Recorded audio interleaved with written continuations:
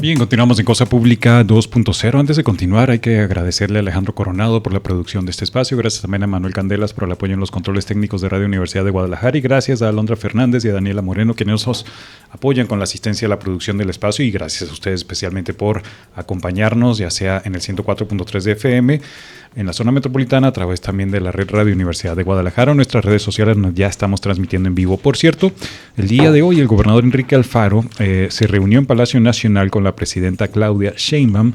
Según informó el gobernador en sus redes sociales, mediante un video, como suele hacer, hablaron de temas de seguridad, pero también de otros asuntos. Planteó hoy la posibilidad del gobernador de que la presidenta Sheinbaum visite a Jalisco a finales de noviembre para hacer un recorrido de la línea 4 del tren, pero otro asunto fundamental que trataron y polémico es el saneamiento del río Santiago. Hay que recordar, en días pasados el gobierno federal publicó en el decreto oficial de la Federación un decreto para atender el saneamiento de este río. Varias autoridades municipales lo firmaron, pero el gobierno de Jalisco no lo firmó porque dice que ya han avanzado, según ellos, en el saneamiento con su propio proyecto. Es este decreto publicado en el Diario Oficial de la Federación, un marco de coordinación interinstitucional.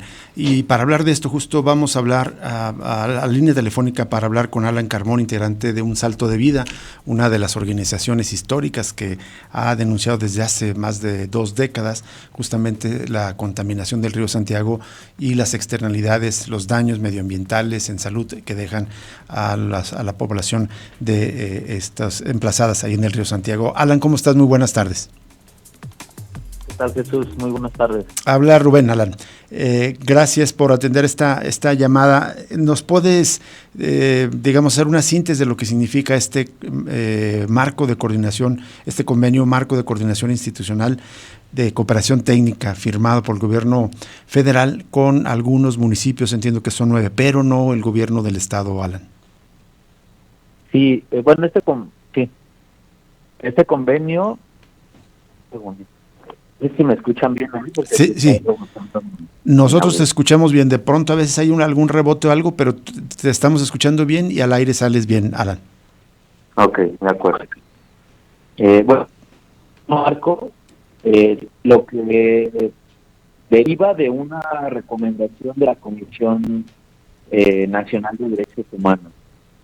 Digamos que, hablando a grandes rasgos, deriva de ahí, pero también la propia recomendación de derechos humanos que pide al gobierno federal, directamente a la Secretaría de Medio Ambiente y Recursos Naturales de la Semarnat, que sea, digamos, como el ente articulador de las acciones de recuperación del río Santiago, pero también de las afectaciones a los adultos que están, ¿no? Esa recomendación es en materia de violación al derecho humano al agua, un medio ambiente sano, pero también del interior superior de la niñez.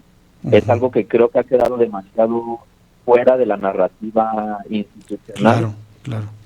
Pero que es central en la narrativa completa, pues, de la recomendación de derechos humanos. Entonces, dentro de todas las acciones que piden para la reparación integral del daño, que son tanto de remediación, de compensación y las garantías de no repetición, piden que sean coordinadas, pues el Estado mexicano en todos sus órdenes de gobierno, en sus 3 niveles y sus 3 poderes, nacional, legislativa, normativa, y pues ya no le sumemos pues las voluntades políticas que en cada instancia se tienen. Entonces es por ello que la Comisión pide que se coordinen los trabajos, pues para que no pase lo que pues siempre se dice, ¿no? De echarse la bolita a otros, sino que en una propia mesa compartir, intersectorial, interinstitucional y de carácter técnico, pues puedan resolverse de manera integral los problemas y plantear las soluciones conjuntas.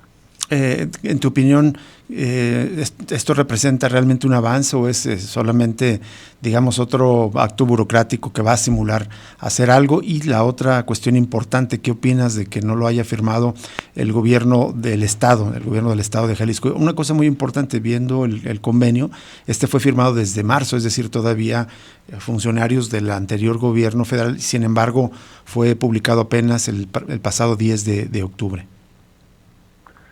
Y bueno, en la postura del gobierno del estado de no firmar el convenio, nosotros ya lo habíamos escuchado cuando estaba todo ese proceso de negociación. y como bien señalas, fue firmado ya desde hace algunos meses. En realidad la negociación viene de hace años, Sí. porque la recomendación de la Comisión Nacional 134 es del 2022, es la 134-2022, y pide que a más tardar 3 meses después de la notificación de estas recomendaciones, se firmara el convenio. Tardaron más de 2 años.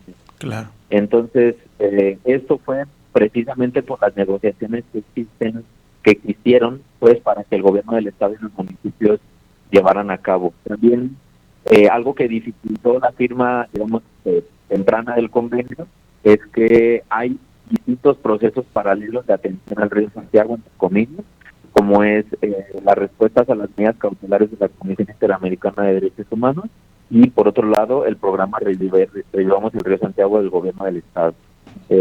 Había otras acciones, recordarán quizá ustedes o a parte de su audiencia, que nosotros también habíamos impulsado otro proceso de reconocimiento de las regiones de emergencia sanitaria y ambiental. Exacto. Para su atención desde distintas secretarías. Se firmó un convenio intersectorial también entre CONACYT, Semarnat y Secretaría de Salud. Y entonces todos esos procesos paralelos, lo que se hace con este convenio marco también fue decir, bueno, no hay que hacerlo por separado y vamos generando un consenso. Ese consenso no llegó por parte del gobierno del estado, bueno, este acuerdo de firmar el convenio, porque ellos decían que no se garantizaba el reconocimiento, no se estaba explicitando en el convenio la inversión que el gobierno del estado ya había realizado, y además de que no se garantizaba en el convenio el tamaño de la inversión del gobierno federal de los municipios que equiparara lo que ellos ya estaban invirtiendo.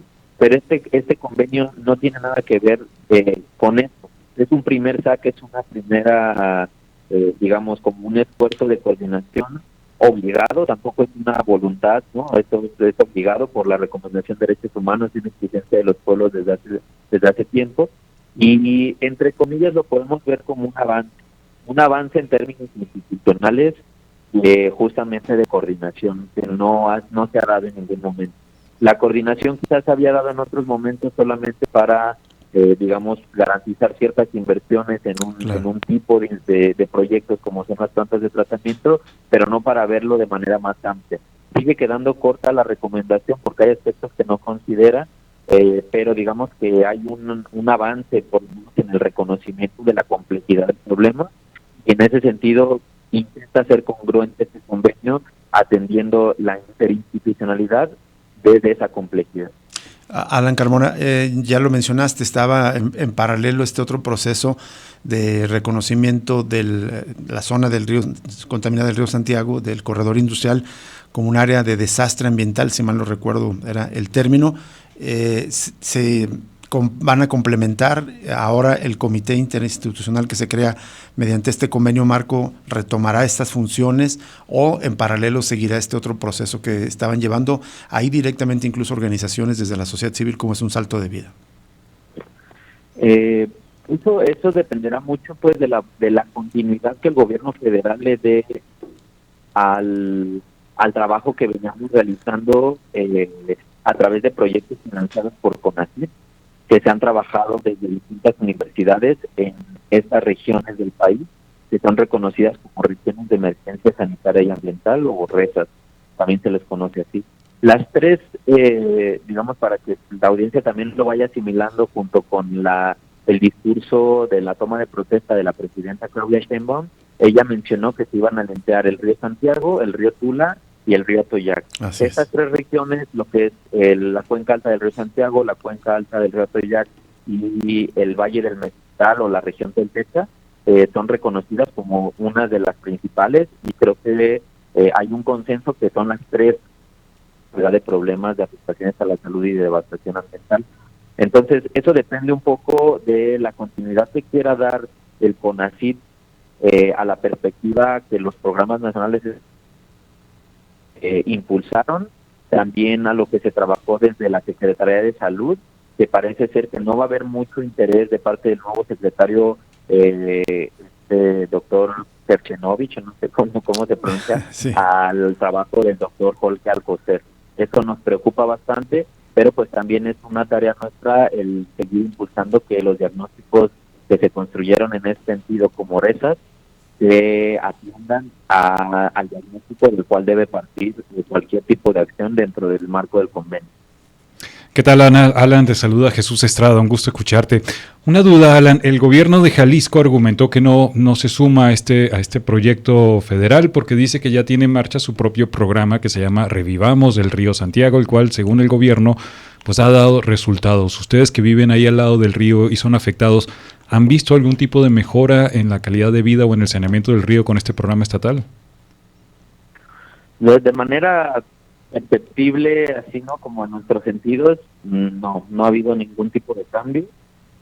Creemos que ha empeorado en algunos sentidos. Hay épocas del año donde huele más, huele menos, pero las afectaciones, que es lo más grave en la salud de la población, es lo que vemos que continúa avanzando, ¿no? Cada vez hay más enfermos, hay más muertos, hay más jóvenes, niños, adolescentes, y es un cuento de nunca acabar, ¿no? Porque la exposición a las sustancias tóxicas es crónica, es decir, es constante, es permanente, y aunque sea a cuentagotas, ¿no? Digamos, la toxicidad que vamos respirando, pues nos va mermando no solamente la salud, sino también la economía familiar, la cohesión social, de lazos comunitarios que se van rompiendo porque pues se suma en una condición de enfermedad y pobreza. Claro. Entonces, en muchos sentidos el Salto está cada vez más degradado, el crecimiento de proyectos inmobiliarios y sobre todo el crecimiento industrial a través de los nuevos corredores logísticos y manufactureros de industria,